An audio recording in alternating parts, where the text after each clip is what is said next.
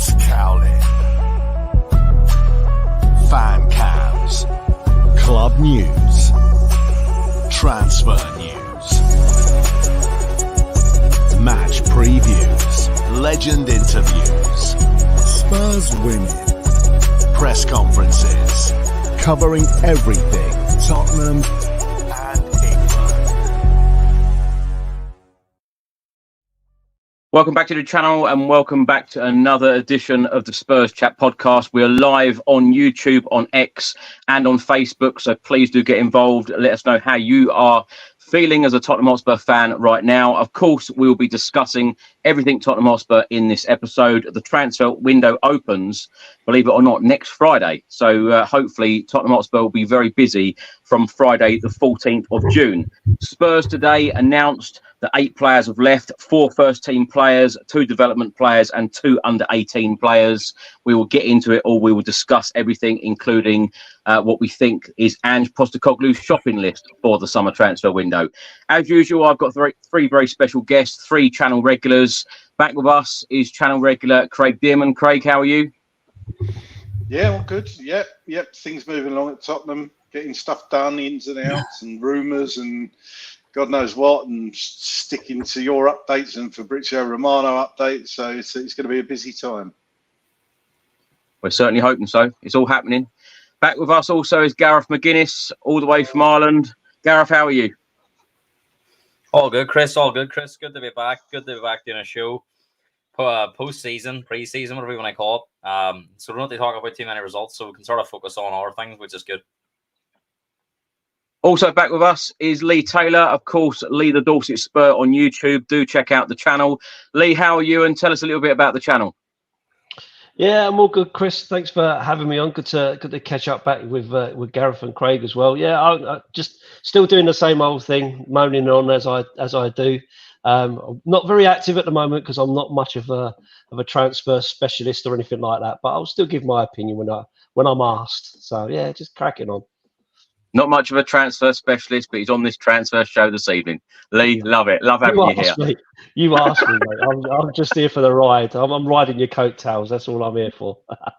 I'll tell you what, Lee, let's start with you because, of course, the announcement came this morning that 8 players have left, 4 first-team players. Of course, we knew that Eric Dyer was on his way out, having made 365 appearances for Tottenham, 13 goals. He spent 9.5 years at the club. Ivan Perisic, of course, we knew that one as well.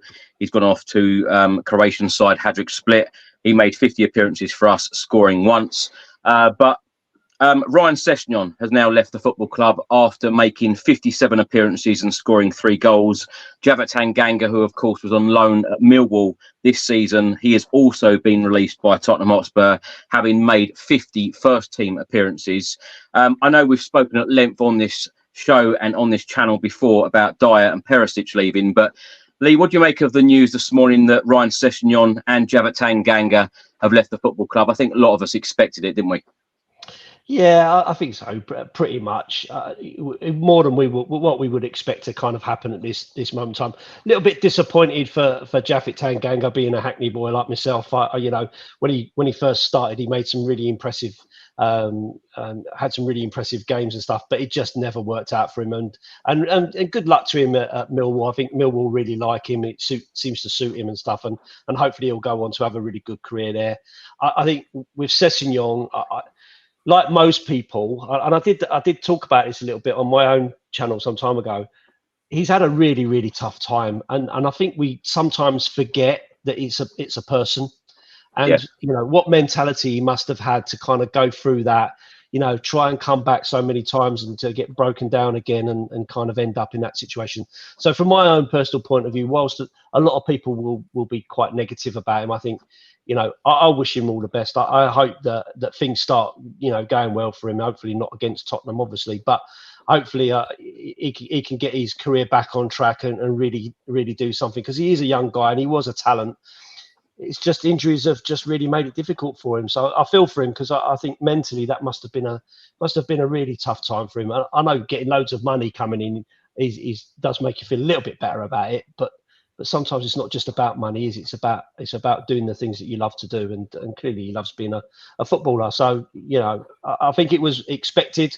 probably welcomed, gets him off the wage bill as well, makes way for someone else. So, but good luck to both of those guys. Well, good luck to all of them, but good luck to those guys for sure. Yeah, well said, Lee. And I've also said on this channel many times, it must have been very difficult for someone like Ryan Sessegnon, because the summer that we signed him, every single Spurs fan I know, every single Spurs fan that I saw on Twitter or any other social media outlet, everyone wanted us to sign him from Fulham. It just sadly hasn't worked out. We all know that there is a very good player in there, but he's had a lot of injuries, hasn't he, Craig, which has been a big shame for him. Yeah, it is a shame. Yeah, I just think he's just been unlucky. Some players are just genuinely unlucky. Some players sail through their careers and don't have any big injuries or the injuries that keep them out for a length of time. And he just seems to have, it's just god awful luck. And he's had operations and everything. And I think he just needs a reset in his career. There's a player in there, but it's just not to be at Tottenham. Sadly, I was really quite hopeful he'd make it. To be honest with you, quite excited when we signed him, and yeah, it's just a shame. But I do wish him well. Seems like a nice lad, but his career sadly isn't going to be at Tottenham, and we move on and see what sort of replacement the club have got in mind for him, because that left-hand side's looking a bit weaker now, isn't it? So it'd be interesting to see what the club's going to do there. Because initially Sessegnon was going to be Udoghi's sort of backup. I think that was the general plan, but of course now that's not going to be the case. So are we going to be in the market for a left back, or is Ben Davies going to still hang around? It's an interesting one. It goes to show as well, though, Craig, doesn't it, that the fact that Ange Postecoglou has shown again his ruthless side in wanting to clear some of these players out that aren't required, that he doesn't see as part of the future. This is a major clear out. We've said, on this channel various times throughout this year, we are still going through a massive rebuild, and we're all expecting a big summer with lots of players coming in the door, lots of players going out the door. But this again shows Postecoglou's ruthless side. Yeah, and funnily enough, some of the other managers that we've had in recent history who you'd think would be ruthless haven't been perhaps as ruthless as Postecoglou in some regards. That's how I see it. But in a way, not being in and around the Premier League before, perhaps that's helped him in a way, and the fact that he distances himself from the players, so he's their friend, but he's not really their friend. I think he's got the balance probably right spot on, so there's no, I think in the past there's been, you could argue, instances of personal feelings coming into it with Pochettino and some of the players. I think there was elements of that. I don't think Poch perhaps he's learning a bit now, but he certainly wasn't a ruthless manager and getting rid of players that he didn't want. So, and I think that bleeds into the fans, because we was all like, I was certainly like it with some players. You remember, the good years we had, 15, 16, 17, 18, even into the Champions League final. Those players, you don't want to see them leave because they hold good memories for you. People like Dele Alli, absolutely loved Dele, heartbroken when he went, but it was probably the right time for him to go. So it's difficult, but that's the only way you can build a decent squad and a decent team. Ferguson used to do it all the time with United in the 90s.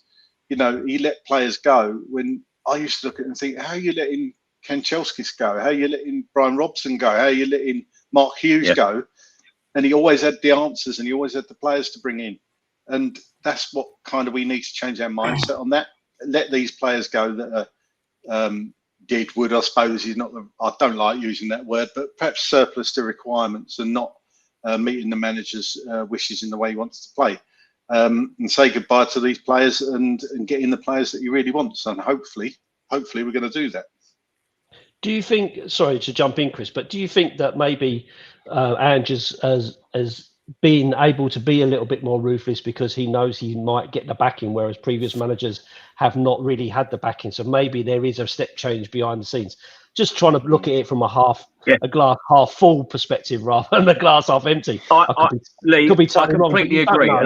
Yeah, I completely agree. And I think that is a huge positive. And I think that we are all expecting major change. And I think we are going to get major change. Postecoglou has said on various occasions in press conferences that, major change must happen. I know we had major change last summer. We had a couple of new signings in the January transfer window. I think that we're all expecting, as I keep saying, another massive window. And I completely do agree, Lee. I think he's going to be backed heavily in this window, and it's going to be very, very interesting to see where we are come the start of the season.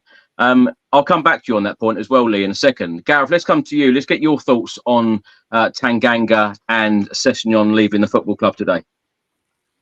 Well, just to echo what the lad said there, it'd be interesting to see. I mean, ruthless. I do think he is ruthless, but in terms of Sessegnon and Tanganga and Parrott, their contracts were up, so there was no real, unless he wanted to keep them. It wasn't as if they've been pushed out the door. The contracts were up, so it was in the club's hands, really, what they do. I'd be more interested to see the likes of Ndombele, if they're shifted on. Is there any way, is he pushing them out the door? But in terms of this, in my opinion, the contracts were up, so I'm not sure how much. They did have they did have an option, Gareth, to extend Ryan Sessegnon's contract for another 12 months. They could have activated that had they wanted to. So Postecoglou clearly felt that he wasn't part of his plans in the next season. Yeah, and I believe Tanganga was on the same kind of situation as well. But again, they could have activated that, as you said. But I do think that both of them very injury-prone players. Lee said at the start, when Tanganga first come on the scene, he looked like a real Premier League player. You could see him having a big future. We all remember the Liverpool game where Jose Mourinho threw him on. He was excellent. And then in particular, on that first game under Nuno, he was man of the match. I think Gary Neville gave him man of the match and says it was one of the best performances from a right back that he'd seen, especially a player that wasn't that familiar to the Premier League. So I just think injuries have really played their part in both their careers. I mean, if you think about Sessegnon too, even the times he did play for us, we never really seen that player at Fulham, that explosive, dynamic player. He always felt like Sessegnon, when he was playing for us, he was playing with a fear factor getting injured. He never really opened up too much. He wasn't aggressive. And you're not going to play in the Ange Postecoglou team if you're not aggressive. So I think it's a sad situation, the Sessegnon one, but I think he's going to have that problem wherever he goes now, because unless he's prepared to take that risk from his own body, a lot of teams in the Premier League now, even Championship teams, we've seen Leicester last year, we've seen Leeds, Southampton, they all play that high aggressive football. So I think for Sessegnon, it's a breaking point for him now. He really needs to improve his fitness, and once he gets his fitness back, he may have to take the risks of an injury again to establish himself somewhere.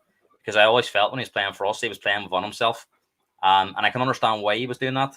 But I think the requirements now, the modern day footballer, especially the fullbacks, we've seen Pedro Porro and Udogie, they're dynamic, aggressive, they bomb forward, they get back. So I do think it's just unfortunate for him. But I think it's the right time, Chris. As you said, maybe Ange does have a massive say and those players will they be given another chance, but he obviously believes they meet the criteria. Dyer and Perisic, we did expect they move on. Their loan days were kind of almost basically their contracts ended in January, and Spurs got them off the wage bill earlier. But it'll be interesting to see, Chris, as the boys talked about, how many are players that are under contract for another 12 months or more. How many can they get out the door now between now and the deadline at the end of August? Lee, let's come to you. Now, the two under-21 players that were also released today were Charlie Sayers and Billy Heaps, and two under-18 players, Kieran Morgan and Han Wilcoff-King. Now, let's talk about transfer targets. Two players that Spurs keep being linked with, and that is Eze of Crystal Palace and Conor Gallagher of Chelsea. Lee, let's get your thoughts on both of these players, and do you think that these would be perfect signings for Spurs? But before we do, I'm just going to give you some stats here. Conor Gallagher, 24 years old. This season played 37 Premier League games, 5 goals for Chelsea, 7 assists. Shots inside the box, 21. Shots outside the box, 27. Of course, he's had loan spells at Charlton, Swansea, West Brom, Crystal Palace. And now he's played 2 full seasons at Chelsea. And of course, he is the Chelsea captain. But Chelsea do need the money and do need to sell players by the end of this month, the 30th of June. Eze, Of course, we were linked with him heavily when he played at QPR. He has now had 4 seasons at Crystal Palace. Attacking midfielder, he can either play left wing or in central midfield. 25 years old. He's played 27 Premier League games this season. 11 goals, 4 assists. Of course, he played for England the other night against Bosnia at Newcastle in the 3-0 win. 83.7% passing accuracy, 83 shots this season, 34 on target. Shots outside the box, 40, which would be music to the ears of Spurs fans. Shots inside the box, 43. Lee, thoughts on Eze and Gallagher? Well, like for me, I guess the first one, Eze, I think, is one that we've been linked with for a long time, and he sounds like he fits the bill, right? Because he can go play left and he can play in the centre, and a very dynamic. I guess from Postecoglou's point of view, he seems like the right sort of player that he's really looking for. So I'd be happy with that. I've seen him play a fair bit, and I've been really impressed with him. So and I've listened to a lot of other people talk about him, and they talk about him in glowing terms. So I'll be guided by that, because I don't watch every Crystal Palace game, if I'm honest. But I can remember seeing him playing for QPR and that as well. So I've been impressed with him. The Conor Gallagher one I find quite a strange one, because I still can't get my head around the idea of Chelsea selling us a player. To be honest, it's a real strange one. I can't remember the last time we bought a Chelsea player. I don't know whether you guys can. You probably got all the stats. Cudicini, perhaps. Yeah, right at the end of it.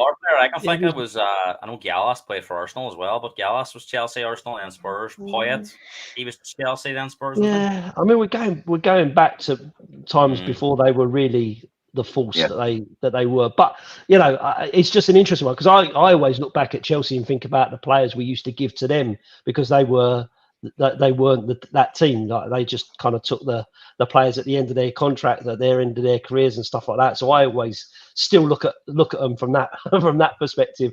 I shouldn't, but I do. So I find it quite a strange one. But if that can happen, if you can take the Chelsea captain at that sort of age, with that kind of flexibility in their game, then I'm all for it. If it's at the end of the day, it's not about what I want, is it? It's about what Ange wants and whether they fit the system and so on. And I think, those kind of players, they kind of fit in straight away, don't they? And what you're looking for me, what we want is players that are going to come into the team. I don't want to buy players that are there to fill out the bench. I want players that can come in and be first team starters, that push first team starters to the bench, essentially, that builds your overall squad. That's what I'm kind of looking for. Players of the quality that are going to take the club forward. And obviously the younger players and the players that can do sort of several different jobs. I think that's important to Ange, to give him those options. With that said, Lee, do you think that by signing someone like Conor Gallagher, does he improve the starting 11? And I know a lot of people will shoot me down, and probably you, for what you just said, because going into the Europa League, it is all about, using that squad. And certainly in the Premier League, it's a long old season. It is about using the squad players as well.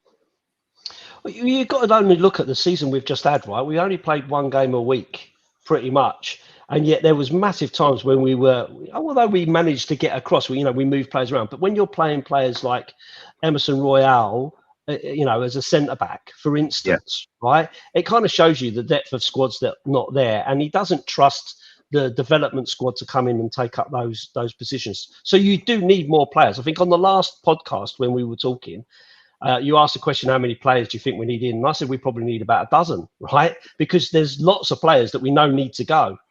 Right, there's loads that we know need to go. So you're going to have to kind of replace them to give yourself a squad big enough to play 2 games a week, because last season we only had 1 and we struggled. So, but again, I want players that the manager believes are going to be starters for the team. I don't want him to just get someone just because it's a good deal. I don't know if we'll talk about Werner or whatever, but a lot of people, myself included, have kind of seen that as a club signing of it's a financially good deal, so that kind of works. Now Ange might say he's absolutely the player he wants, but what I'm thinking, if he says he's the right player, then I've got to trust his judgment. He gets paid the big bucks, right? So You know, you see it as a club signing, Lee?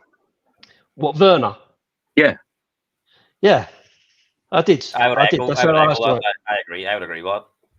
I just, like, everybody talks about, even fans, right? You see it all over social media, right? When they talk about, for £15 million, it's a no-brainer. You've got to have him in. Now, if the fans are saying that, then you've got to think that people are going, well, you know, 15 million, it's on a loan. You've got another year to have a look at him. If it doesn't work out, you can send him back, and it's not a lot of money and so on. But is that what we as real fans want to see?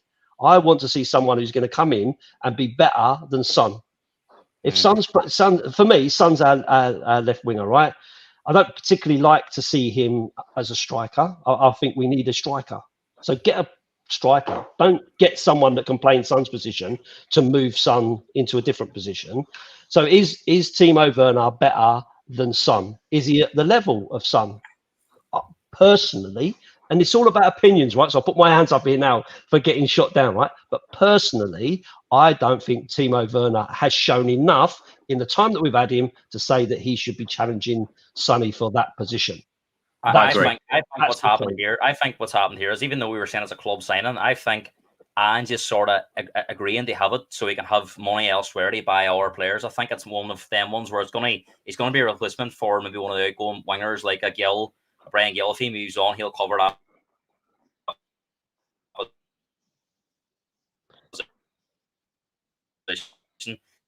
And Ange, instead of using the buy players in there as he really needs them. That's kind of how I see it.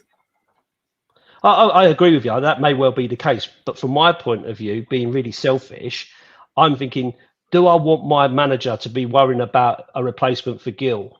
Or do I want my manager worrying about a replacement for Son? Right? Because that's where, you know, Gill plays minutes here and there because he's clearly not been good enough.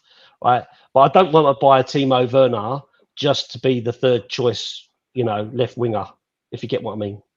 I agree with a lot of what you've just said there, Lee, but I don't agree with that Timo Werner as a club signing. I don't think the Postecoglou would go down that route of having club signings where the club have been before. I think this is complete change. I think that all of the decisions are, Postecoglou is making them. And if a player is at the club, it's because he wants them there or he doesn't want them there. And that's what I hope.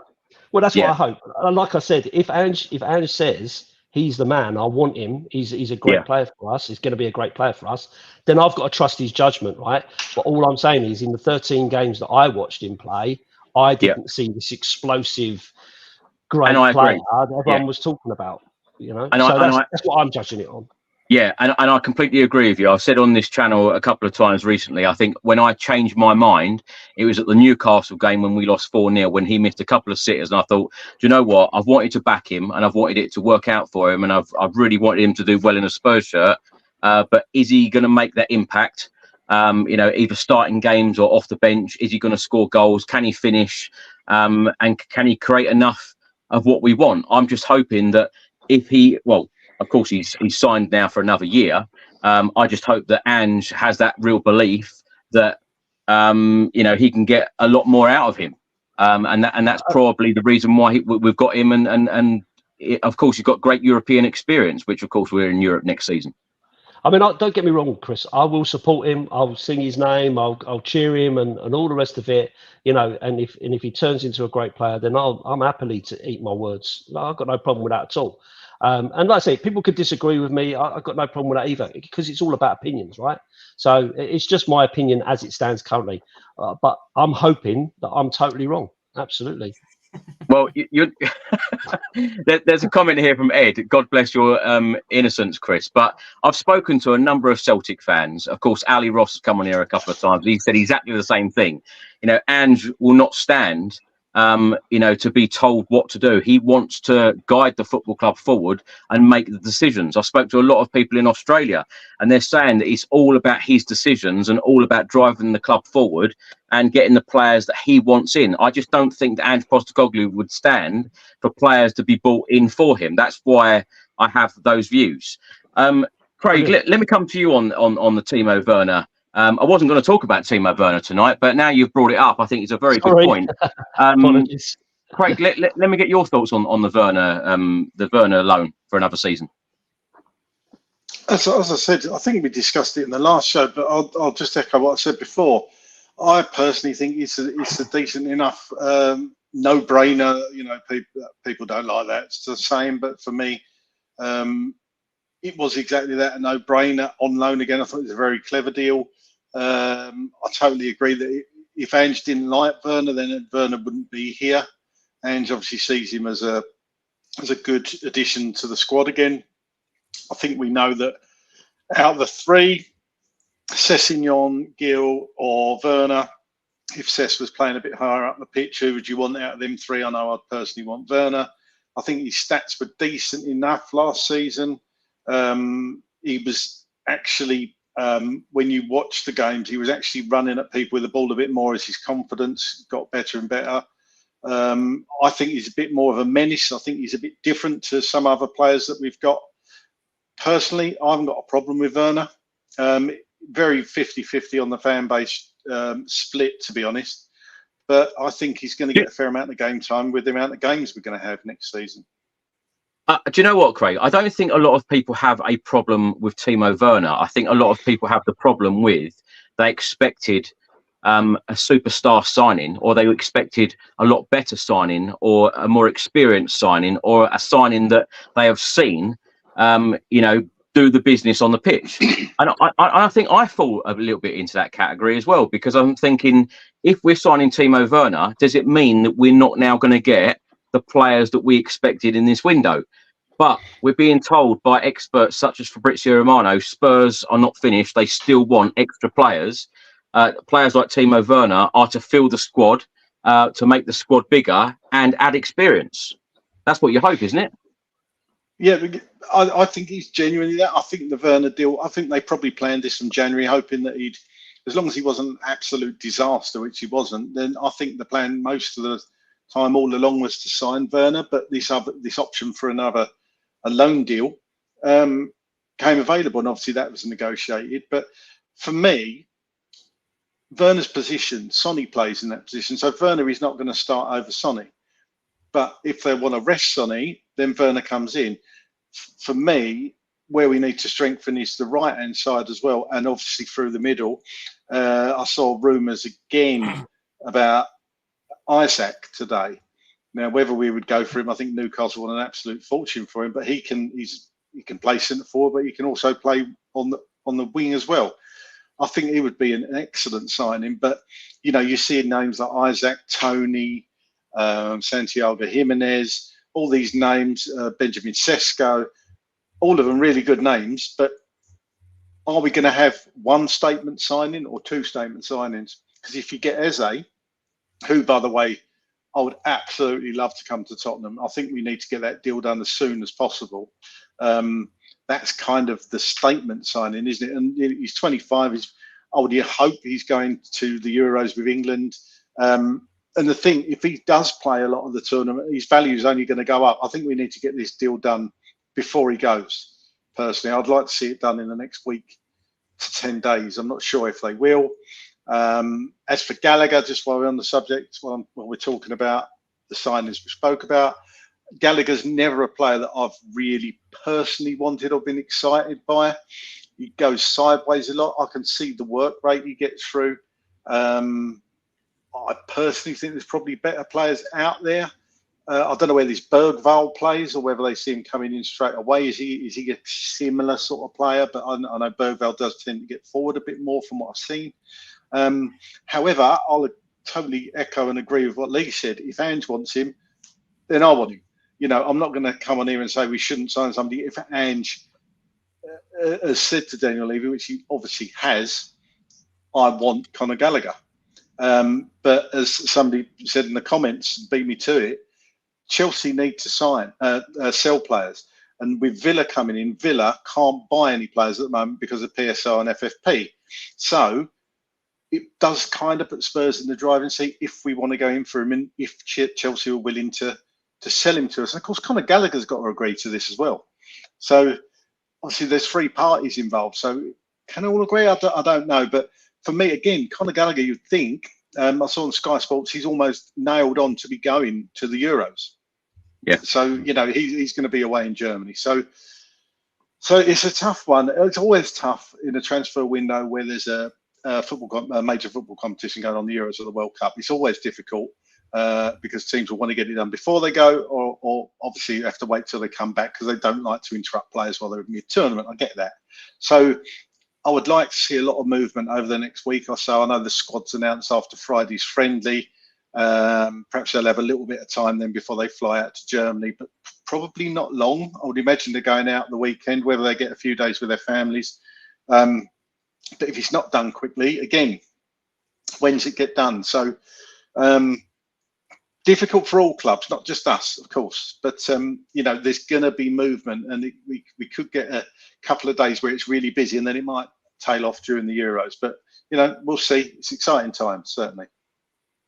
Well, if you do watch this podcast or listen to it on a regular basis, you will know that Craig mentions Eze every single episode. So we certainly know that Craig wants Eze. And I tell you what, when you put someone like that in an international shirt, their value is only going to skyrocket. So God knows what fee that Crystal Palace will be wanting. They probably don't want to lose the player, because it's fair to say that Oliver Glasner has done a great job since he came in at Selhurst Park as well. So they're certainly building a good squad and a good team there for the Premier League next season. Gareth, let's come to you. Let's get your thoughts on Eze and Gallagher. What are the chances of Spurs signing one or two of them in this window? It would be a great statement, a big statement, wouldn't it, if Spurs got one or two of them done? Well, it would be. I agreed with pretty much everything Craig said until he mentioned Conor Gallagher, because I was in exactly the same camp last year with Gallagher. Having watched him this season, he would definitely be a player that would improve us 100%, to be one of the first names on the team sheet. And that's taking the Chelsea shirt off him. Now, the one big reservation I have with it is I'm not sure Gallagher, because he seems so much Chelsea. He seems like have so much Chelsea in him, how he would feel about putting on a Spurs shirt. But I think Conor Gallagher would be our best tackler. He'd be our best runner in midfield. His work rate is incredible. He's never injured. Never seems to. He played nearly every game for Chelsea last year. And other than Palmer being the star and player in that Chelsea team, scoring all the goals, I think Conor Gallagher was, even some of the Chelsea fans argued he was their best player, because obviously he plays a different position to Palmer, but them two were the two standout players. And up until the last 5 or 6 games of the season, Chelsea had a really terrible season. Obviously, they've done a great run towards the end, and they finished a lot higher. But for me, last summer, I couldn't really get my head around the Gallagher links, because I didn't really think there was much of a player in him. Having watched him this year, I think he was one of the best players in the league, honestly. I think he would be an outstanding signing. As much as Craig loves Eze, and I remember we were talking about Eze last year when Brennan Johnson was signing, and I remember Craig was calling for Eze, and I think Eze's a wonderful player. The only worry I'd have is his injury problems. Are we going to be stuck with our Madison? The only positive is, could you rotate the two of them? But then no one Spurs will be injured at the same time, and we'll have no one. So Eze's a gamble that way. As you were saying, Chris, if he puts on the England shirt, how much more money? From what I hear, he's got a 60 million release clause. So how he does there at the Euros, how he does good or bad, I don't know how much that affects that, because if clause is there. I don't see much happening between now and the Euros happening. I would love to be optimistic and say we can get at least one of these players on before the Euros start next week. But I think a lot of their players now, their mind's on England or whatever country they're playing for. So, I mean, if we could get both of them, Craig or Chris, I would be jumping up and down. I think the two of them will be fantastic signings, and I think you probably get the two of them for around 90 million. Chelsea are saying they want 50. Player, he's only got 1 year left in his contract. If Villa can afford him, Spurs really seems to be the only option, and they don't seem to want to offer him a new contract. Otherwise, they would have given one by now. So if they feel like they have to sell, then Spurs will be the type of team that can get a fee down. We seen with Leicester last year, they wanted 60 for Madison. Spurs got it down to 40.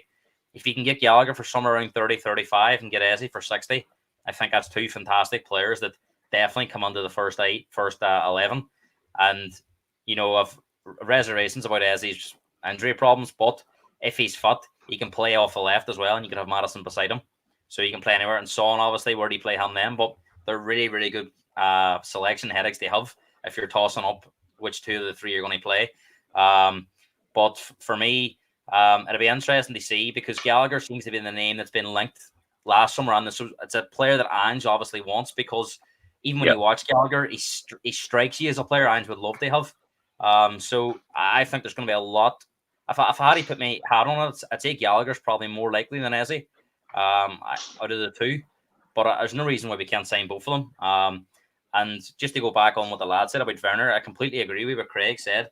If you're sitting at the end of the summer window, if you've got Son, Eze, and Werner as your options to play off the left from Son, Werner on loan, and Sessegnon, that's a massive upgrade. So Werner on a loan deal for me, if he's a third choice left winger, I don't see much wrong with that. You know, we haven't bought him. It's a stopgap. It's what I said earlier on about, you know, I'm sure Ange is okay to sign him, but I think in his head it makes sense as well because we're not going to get everybody we need in one summer window. It's not going to happen. We're still going to have to strengthen the squad. So if Werner can do a job for another year and then he strengthen that left side up again next year, I don't really have a problem with that. But if we're sitting with Son and just Werner, then that's when fans will have a problem. Apparently, according to the Daily Mail, Atletico Madrid are also interested in Conor Gallagher. But I do fully take on your point, Lee, about Chelsea and Spurs doing business with one another. Of course, Abramovich would never do business with Tottenham, whether the new ownership and whether, you know, they are in the financial problems that they're in at the moment, whether that will have any effect on them dealing with Spurs. And like I think you said, Craig, about Conor Gallagher actually choosing to come to Spurs, that is going to be an interesting one. Lee, Emerson Royal apparently wants to join AC Milan. AC Milan have stated, or reports in Italy have stated, that Spurs are asking for too much. They want negotiating price. Jed Spence, same sort of thing. Genoa want him, but they think that Spurs are asking for too much. Giovanni Lo Celso apparently has turned down a move to the Saudi League. There are reports now stating that he could go back to Real Betis. With those three players, would you expect all of them to go out the door in this summer window?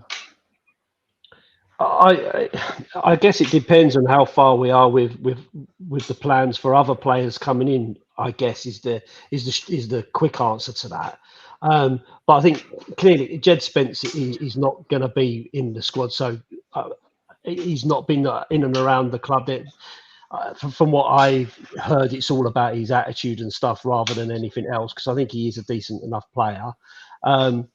Lo Celso for me, the guy who sits next to me in the stadium absolutely loves him. I've always been a bit concerned because he's always injured and he never seems to give enough for me. I find little spells where he'll do something magical, but I just don't see it consistent enough. So I think he's one that probably should move on. But out of all of them, he's probably the one that would be the most likely to kind of stay behind and keep ticking down that contract until he goes somewhere else. Because I think, given that he's had minutes and stuff, I think that Ange probably sees him as a player that he can use. And like the guys have been saying about, you can't do all your business in one window and so on and so forth, and you still got to have a squad. So unless they've got plans for someone coming in, then I think he's the most likely to stay because he's the one who's had the most minutes and so on.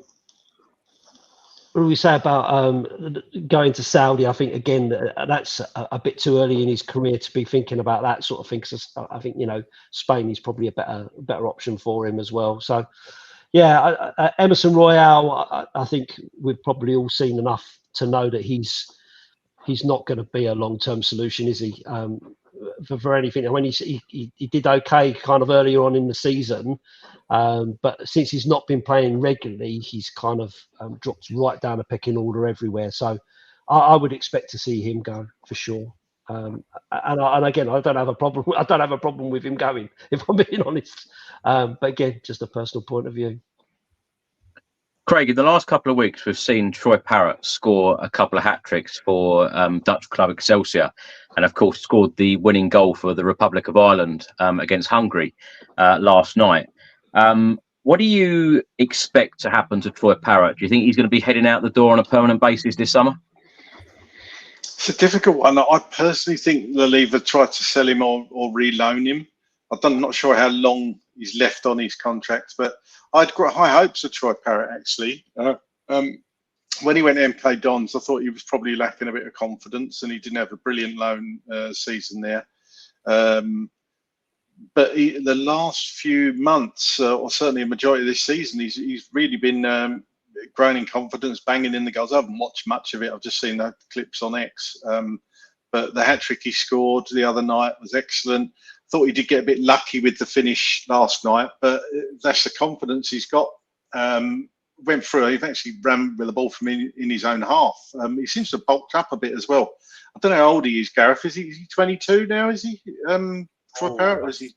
I think he is around 21. Aye. Yeah. So a really good play. He's come on well. I just don't think. Look, if he comes back from his loan and Ange has a look, it'd be interesting to see if he takes him on the tour. I think that's the thing.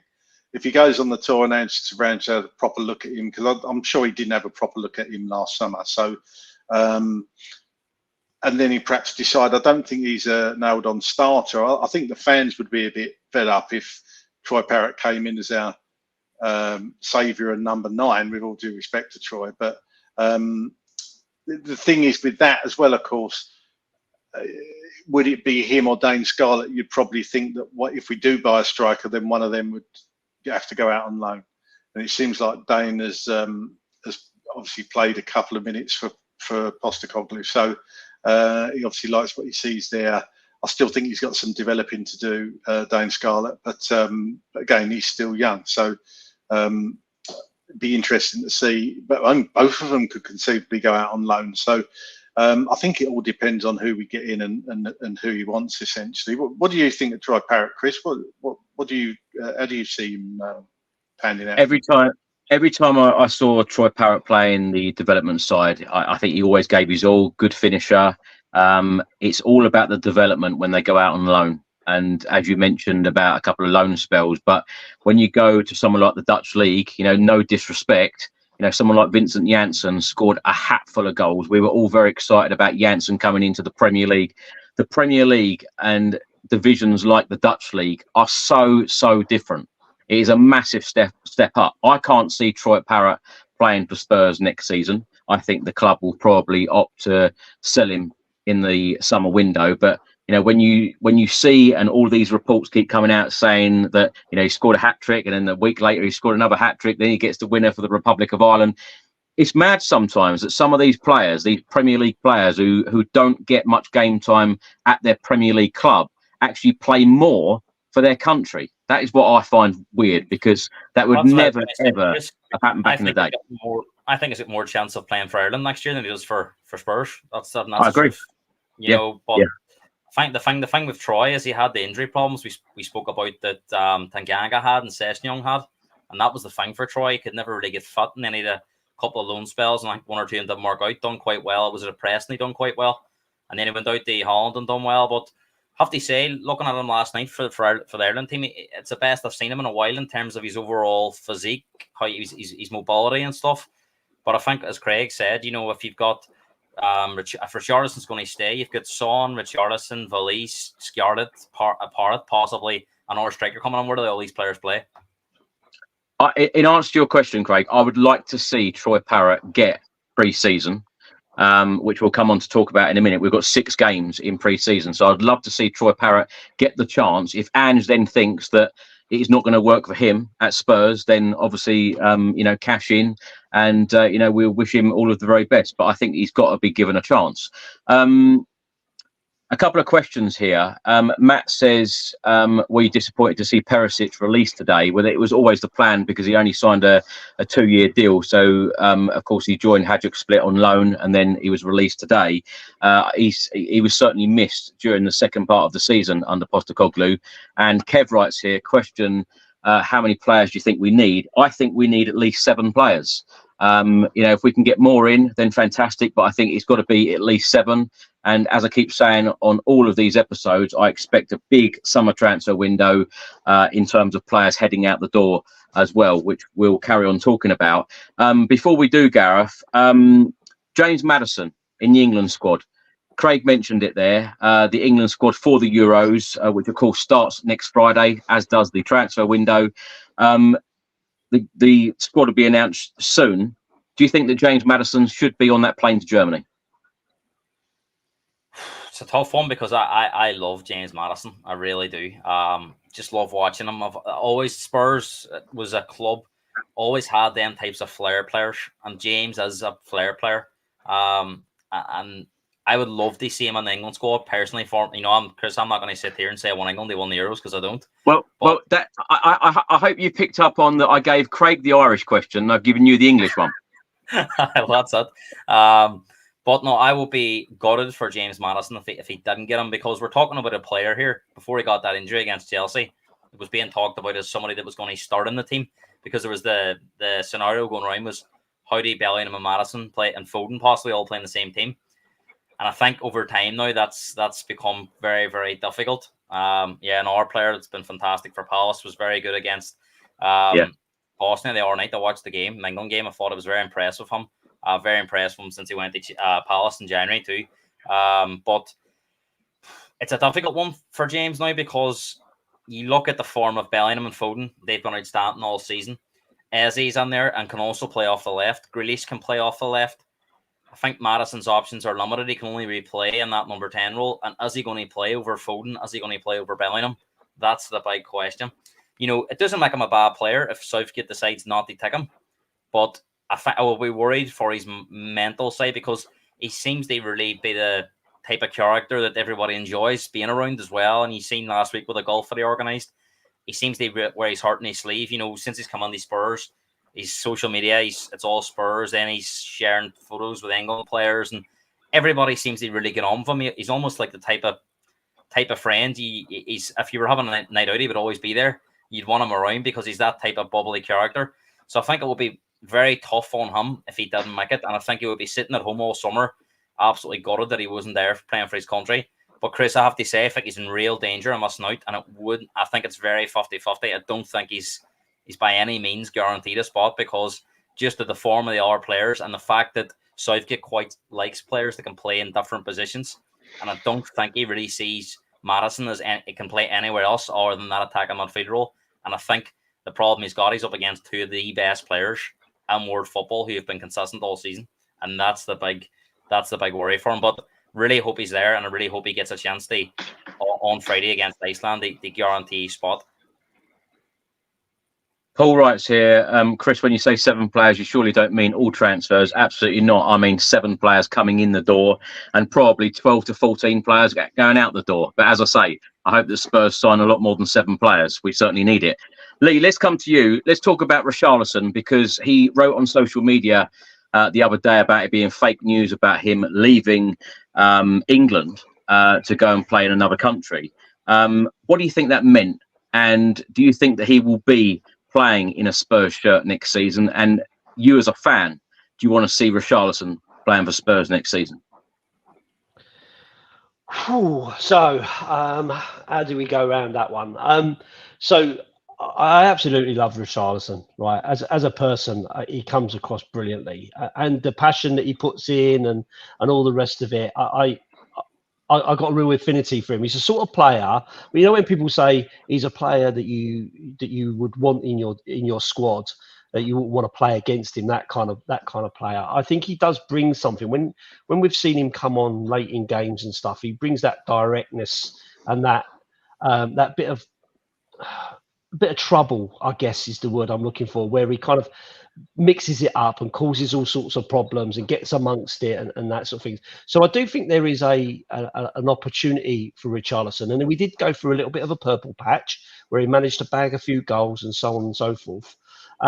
So I do think it's likely that he will be still within the squad. I don't think he's going to be our regular starter there, because I don't think he's shown enough, and I think Ange knows that we need an out-and-out striker. I mean, you can't lose someone like Harry Kane. I know I've said this so many times. You can't lose a player like Harry Kane and replace him with Richarlison. It's just not going to happen. So you've got to have other options. But I do still think that there is a place for him within the squad, and that's, again, as fans, we're all emotionally attached to players and stuff, aren't we? And that's where a lot of this sort of stuff comes from. So I do think he'll be there for next season. I don't think he'll be our main striker, but I do think he will play a part. That's my view. Lee, we've been linked to a number of strikers so far in this transfer window, or when the transfer window opens next week. I know there's lots of speculation at the moment, but Santiago Jimenez, Serhu Guirassy, the two that you will probably know best, Ivan Toney and Dominic Solanke. With them two, the latter two with Premier League experience, would you like to see either of them in a Spurs shirt next season? Yeah, no, absolutely. I think, Ivan Toney is obviously the name that that's kind of getting linked the most, and is probably the more high profile out of the two. But I think even Solanke, I think, has had a really good season. I think he's a sort of player that you can bring in, so it kind of fits in with that scenario of coming from a, bearing in mind I live in Poole, a smaller club in Bournemouth, coming up to Tottenham would be seen as progression for him as well. So, and of course, from Brentford for Tony, maybe he'll see that the same way. But yeah, either of those players, I'd be happy to see come into the squad for sure. What about you, Craig? Solanke, Ivan Toney, would you like to see them in a Spurs shirt? I'm not convinced with Solanke. I think he just had a purple patch this season. I actually, when he was a lot younger, before he went to Liverpool, I thought he was the real potential there. I just don't think he's quite hit the heights. I'm not entirely convinced he's that much of an upgrade on Richarlison, Solanke. As for Toney, I think he's a quality player. You can only go by on what you've heard that people are saying he hasn't got a great attitude. I don't know. I can't comment on that. I don't know the guy, but you'd like to think that Ange would have a chat with him, and he obviously likes the player. So again, I think it's a sort of one where you have to trust Ange to work his magic, and if need be, say, yeah, we want to sign Toney. But what was his release fee? I think Brentford were asking 50 million. Was it 60 million for Toney? You're not going to get Eze and Toney in the same window. That's what I'm saying. Because we've got about £120 million to spend, we think, before outgoings. So if you're saying you'd like 7 players, I'd totally agree. Where's that figure come from, Craig? The 120 million. It's the who told you that? Work out. Well, I've seen it touted about on XP. I haven't sat down and worked it out. I'm not that clever. But people are thinking roughly 120 million with PSR and FFP. That's the sort of figure, but that's before any outgoings. That's what people are saying, that they think it might be the sort of figures you're looking at. So yeah, if you think if we're going to spend 60 or let's say 50 million on Eze and then 40 million on another statement sign, whether that be Toney, that's a lot of majority of it gone. So soon adds up, doesn't it? So, people thinking we're going to be spending 150, 200 million. We're Tottenham, we don't do that anyway, but the money's just not going to be there unless we can get a lot of outgoings, a lot of money in from the outgoings. And of course, Sessegnon's contract is at an end, so no money there, no money essentially for, there's a little bit for Dyer, wasn't there, and Perisic, but, these contracts at the end, paying people off, are they going to pay off Ndombele? God knows, it doesn't seem anybody wants to buy him. So it's difficult. It's going to be difficult to get the players out, but we know all the players that we need to see go out. So yeah, it's going to be a tough one to say we're going to have more money to spend, because we haven't got anybody to sell unless we sell a big player, which I don't think we're going to. I keep saying this, Craig, on this channel. There is so much work still to do for Ange, isn't there? So much. There is. Yeah. And like you say, 7 players. Probably, we've had this discussion a million times, haven't we? Left back, winger, attacking midfielder, number 8, number 6, another centre back, possibly another right back if Emerson Royale goes. Yep. What's that? 7, 8 players? So yeah, I think it's unrealistic to think you're going to get all that done in the same window. I don't think you think that, and I don't think that. But this is going to take at least 3 windows probably to get it to a point where Ange can say, yeah, do you know what? We're ready. So, I think next season, the best we could probably hope for is a higher league finish and give it a good run in the cups. We're not going to be challenging. I asked this question on the podcast the other day, and it led to quite a debate. Would you all be happy, all three of you as Spurs fans, if we finish 4th and we didn't win a trophy? Is that progression for you? Of course it is progression because we finished 5th this season. So yes, of course, on paper it's progression and we'd be playing in the Champions League. But would you be happy as a Spurs fan with that finish to the season by having a Champions League spot? Craig, just give me just a quick yes or no. Yes, because it's progression. Simple as that. And a decent run in the cups. Well, you can't have a worse one, let's be honest. You can't have a worse cup run. So, yeah, progression is going to be a high league position and finishing Champions League. Yeah. Gareth, yes or no?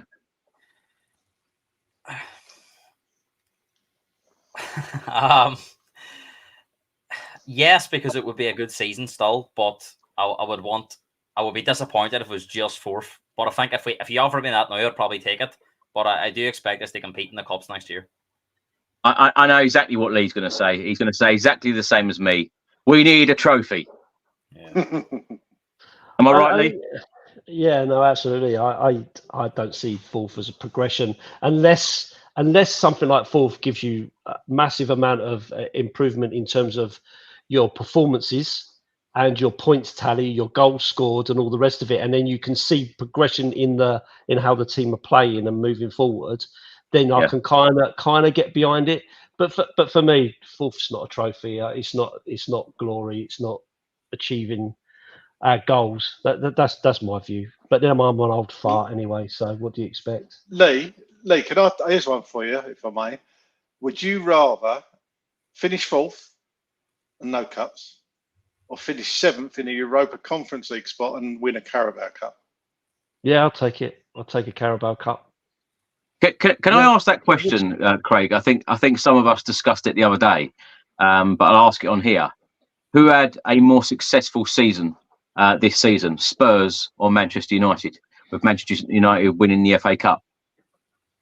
There's your answer. That's a tough one. I think you have to say United because they won the FA Cup. If it was Carabao, not sure. But United won an FA Cup, even though they're a basket case and up and down. They won a trophy. They won a major trophy. You know, I don't care what people say. The FA Cup's been sadly diluted over the years. But, you know, when I was a kid growing up, I won't include Gareth in this because he's a spring chicken, but the likes of me and Lee, and I will include Mr. Cowlin in this. We remember the FA Cup me in your group, thank you. I'm going to include Chris in this. He remembers the 80s or the later part of it. I don't. So, you know. No. But would it be fair? Would it be fair to say United had a more successful season, but Spurs probably had a more enjoyable and better season? Yeah, I agree with that. More progressive season going into next year, because I think the Manchester United, although they've won the FA Cup, I think that's a very fair point, Gareth. Although they've won the FA Cup, my God, they have got a lot of work to do, and their recruitment. We all talk about poor recruitment in recent seasons. Wow, I think Manchester United are way up there with the poor recruitment. A lot of bad signings. Somebody asked me, would you swap United season for our season? And I said no, actually. I wouldn't, even though it's an FA Cup. I wouldn't, because like you're dead right in what you said there. They haven't progressed, have they? I mean, there's arguments say they've possibly gone backwards. Take the FA Cup out. It was their lowest ever Premier League season finish, wasn't it? So, yeah, I think that's the point I made about when you asked about whether you would take 4th as progression. Is about how you've played in that season, how you've progressed as a team, how you've gelled as a team, the enjoyment of the fans, and all the rest of it. The only thing I would say is, if you're a Man United fan sitting there watching this podcast, you're going to go, "Yeah, we've got a cup. We had a day out at Wembley. We had a really good time. We've cocked up another trophy, which puts us ahead of our biggest rivals. Blah blah blah, and all that sort. And in 10 years' time, no one will remember that Tottenham had quite a nice start to the season, whereas they'll remember that Man United won the FA Cup. Lads, there's a famous quote from Ange going around about there's no point just winning one cup and falling off the face of the earth again for 30 years. Exactly. Absolutely. Absolutely. And I think, you want to hear that, right? You want to build a dynasty. You want to be winning cups every season, not just next season. But for us as Tottenham fans who seem to get the most stick out of any club that hasn't won a trophy for a while, just because I guess because everyone talks about us as part of the top, the big six and all that sort of stuff. But, at the end of the day, we want that monkey off our back. But the reality is what we want is sustained success, don't we? But we want to say sustained success, playing decent football that we enjoy, that we can get behind and all the rest of it. So, there's a lot that we want really in the overall scheme of things. Yeah, you're right. Chris's comment there from I can't actually see it. Charam. I can't actually see it with my eyes. Really sorry, but he's put great guys. You have relegation candidates winning cups, and that's a success. I totally agree. Wigan won the FA Cup, didn't they? So it's not progression. We remember winning the Carabao Cup in 2008 and 1999. We were pretty crap around both those times in the league. So it's just a little something, isn't it, to say you've won a cup? But how many times, Craig, has Ramon Vega come on here and said, "I've won more cups than Harry Kane"? Crazy, isn't that? Yeah. You think about it, though, Craig. Sorry, just jumping in, but that's we make that comment about Wigan, right? But if you're a Wigan fan, you can say, well, we won the FA Cup. We've got a trophy. We won the FA Cup. Same for Portsmouth and these other clubs that have gone off the boil and all the rest of it. But they're fans, because you have to remember, football might be a business and all the rest of it, but for us, we're fans, right? I've been following this football club pretty much all of my life. I've travelled all around the country, Europe, and all those sorts of things for the enjoyment of the club. I go for the entertainment and the success and the glory and all those kind of things. And I've been starved of it for all these years.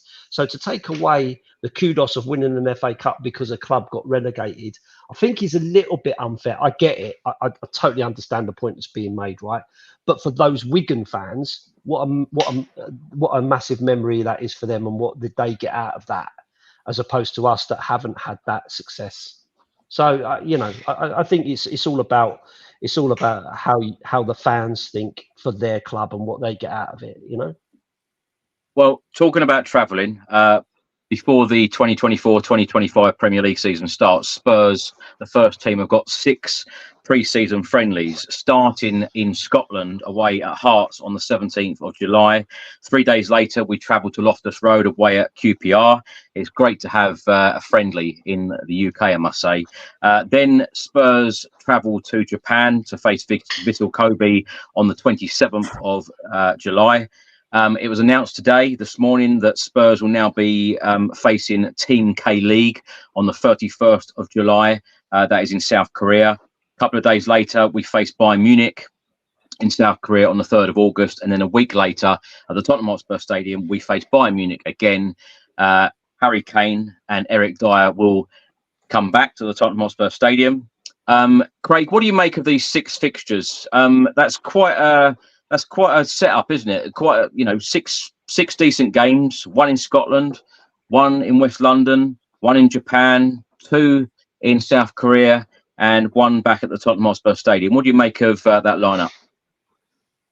Yeah, it's clearly been done because it's almost going to be friendlies of 2 halves, isn't it? Because you'd like to think they're going to take a lot of the development squad to play in the first few games with the international players. Hopefully the England boys are still away.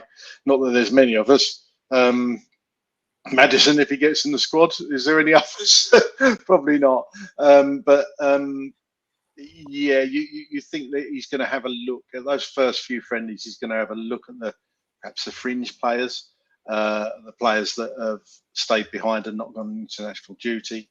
And the Mikey Moores and the Will Lankshire's of the world, and Jamie Donnelly's, are they going to get a look in those ones? And then the 3 in South Korea and Japan, the more of the first team squad will probably play in those. And then, of course, we got the Bayern Munich game at the Tottenham Hotspur Stadium, which you'd expect to be perhaps more or less. We should get an idea of what his starting 11 is going to be in the first game of the season, you would think. So it's probably good from a development point from the squad perspective.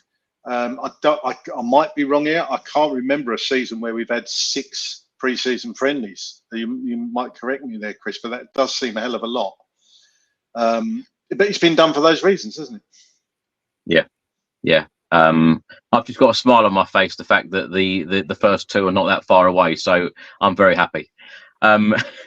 Gareth, what do you make of the 6 pre-season fixtures? And also wanted to ask is, it's different when you see players such as Harry Kane, a Tottenham Hotspur legend, go and play for Bayern Munich. Of course, we all switch the TV on, but when you're the Tottenham Hotspur Stadium, and a player like Harry Kane has got someone else's shirt on, how are you going to feel? Well, I'll tell you, the first thing I thought was, Chris, you're going to have a very busy pre-season schedule. So you are all these games over July before the season starts. So it might be much rest for you because you'll be flying off all over the world, of course. And I think, as Craig said, it's been a long time since we've had those kind of UK friendlies, then the tour. But on the Kane question, I mean, it is going to be difficult seeing him that day run out at the Spurs Stadium wearing the Bayern Munich top. So, but look, we've had enough time to digest it now. I'm kind of at the stage where I just want Bayern Munich. They won the league or Champions League. It's just for him to get some sort of reward. And I know I said earlier on that I don't really want England. They won the Euros, but if they do win the Euros, I'll be delighted for Harry Kane. Because he deserves, any man that's ever deserved anything in a football career, it's him. He deserves they won not just a League Cup or an FA. He deserves they won the prized assets. And funny enough, the way that Bayern Munich lost that league, it will almost feel like winning the German league next year will be an even bigger achievement now because of what happened this year. So that'll go up a gear, and whereas it was just Bayern Munich every year winning it, so it'll mean a lot more. And you would expect Bayern Munich next season if they were to end in our season trophy list, I don't know what Kane would do, but it will be difficult. I'm delighted that the UK friendlies are there, Chris, because as Craig pointed out, I can't wait to see Mikey Moore and Donnelly and Lancashire and the likes of them players get a run out, and who knows, you might get one of them boys that might have an unbelievable pre-season that it's too hard not to have them on the first team squad come the start of the season. So no, looking forward to it. I mean, it's usually, I think last year we had a really disrupted pre-season. There was a cancelled game.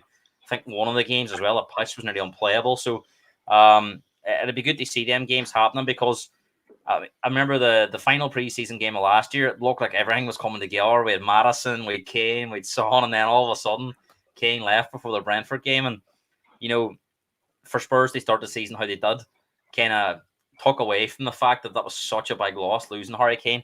And I think only towards the end of the season, that loss was felt.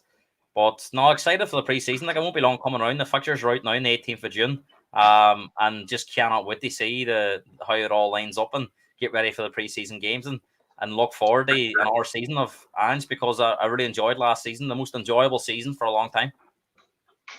Lee, last question for you. The 17th of July is our first pre-season fixture against Hearts away. Surely Ange will want the majority of business done early again. He has demanded that. He has demanded that players do come in early so they can join, the pre-season party and benefit the most. Yeah, I mean, we've always called that out, haven't we? That it's always been Levy's deadline day deals and all that sort of stuff. So, you'd want to think that if we are moving in a different direction, then that direction's got to include looking at players early enough to get them bedded into the squad and all the rest of it. I think it's going to be difficult, though, with the Euros going on. Not that necessarily stops negotiations with agents and all that kind of stuff, because I personally think they're probably trying to make deals now. They're probably working on them as we speak. But it's, it may not be that they can announce them at the moment, but they might be able to kind of announce them later on and all the rest of it. But I'm sure the work's going on. But yeah, no, absolutely. I think we need to try to get it over the line as soon as we can. And I guess going out to Japan and South Korea and that, maybe that's added a few more shekels to the pot to see if we can get any more than just the 3 players that we've been talking about tonight. Maybe that bumps up that 120 million that everyone's talking about, Craig, and we might get another player out of it, because there's obviously lots of money in those kind of tours, isn't there? Especially Absolutely. when you're talking about Bayern Munich over there as well, because they've got, is it Kim Jong-May or whatever his name is, plays for them. So they'll have a big following over in Korea as well, won't they? So, Kim Min-jae, fantastic player. That's the one. Yeah. That's the one. Lee, thank you so much for joining us this evening. Pleasure having you back, and hopefully we can get you back more on a regular basis. Thank you for joining us, and tell everyone where they can find you and your wonderful channel. Yeah, so no problem, Chris. Thanks for having me on. I appreciate it. I know I waffle on a little bit, but it's all about my just opinions, isn't it? I'm all over social media. You'll find me anywhere. You've only got to put Leader Dorset Spur in, and you'll find me. I'm there or thereabouts. So just come and check me out. Say hello. I like to interact with people. So all good. Thank you so much, Lee. Thank you. And Craig, thank you so much for always. Where can people find you? No worries. Yeah, Dearman9 on X if you want to follow me. It'd be lovely. Thanks for having me back on. Somebody actually asked in the comments there, do you think the fans are going to sing Harry Kane is one of our own at the stadium in 10th of August or whatever it is? I think it will be more than some. I think there'll be a hell of a lot. I think there'll be a hell of a lot of people sing it, because regardless, he still is one of our own, isn't he? That's my opinion. Anyway. That's up. But thanks for having me on, Chris. See you again soon. Thank you, Craig. And Gareth, thank you so much. And you still keeping busy with the podcast? Yeah, I'm still busy with the podcast. Took a break, but we'll be returning on the 18th of June when the fixtures come out. I'm actually flying to Portugal shortly after, so I'm off work that day. So I'll be doing a live show at 8:45 before the fixtures come out. So Premier League, it's all things Premier League. We bring fans on from across all clubs in England, and we have a good banter about teams and stuff. So that'll be starting up again 18th of June at 12th Man Podcast. You can find it on YouTube. I suppose, Chris, before we go, I never got a chance to say my striker that I would like. There's a player at Leipzig, Openda, would be my choice for striker if we could get him. Well, it's going to be interesting. It's going to be an interesting window. Hopefully, it's going to be extremely busy. Craig, Lee, Gareth, thank you so much for your time. I know we could talk about Spurs all evening. Thank you so much for watching, everyone. Thanks for listening. Your support is absolutely incredible, and it always does surprise me on the reach of this podcast, on the countries that it gets to, and the viewers and the listeners. So I can't thank you all enough for your incredible support. More podcasts will be on the way in the next couple of weeks, so do look out for them. And until then, come on, you Spurs.